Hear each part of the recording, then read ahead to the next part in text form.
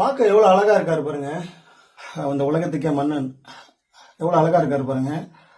அப்படி இருந்தாலும் இந்த கோவில் வந்து பல தூண்கள் கிட்டத்தட்ட ஒரு 40க்கும் மேற்பட்ட கருங்கல் தூண்களால கட்டப்பட்டிருக்கு. ஆனா அவருடைய கருவறையில பாருங்க ஒரு ஷீட்டு, தகர ஷீட்டு தான் போட்டு அடைச்சிருக்காங்க. தற்சமயத்துக்காக இருந்தா கூட 13 வருஷமா இங்க ஒரு கால பூஜைங்கிறது நடந்துகிட்டு இருக்கு. அப்படி நடந்தாலும் ஏன் இந்த கோவில் கட்டப்படல? நூற்றுக்கணக்கான மக்கள் வந்து இந்த கோவிலுக்கு பிரதோஷத்துக்கு வணங்க வராங்க. அப்ப வணங்கக்கூடிய ஒரு கோவிலா இருந்தும் ஒரு கால பூஜை நடக்குது. அப்படி இருந்தும் ஏன் இவ்வளவு பெரிய கோவில்ல கருங்கற்களாலே கட்டியிருக்காங்க? ஆனா நம்ம ஒரு தகரத்தை போட்டு அதோடைய மதிப்பை வந்து நம்ம இறக்கிட்டோம்.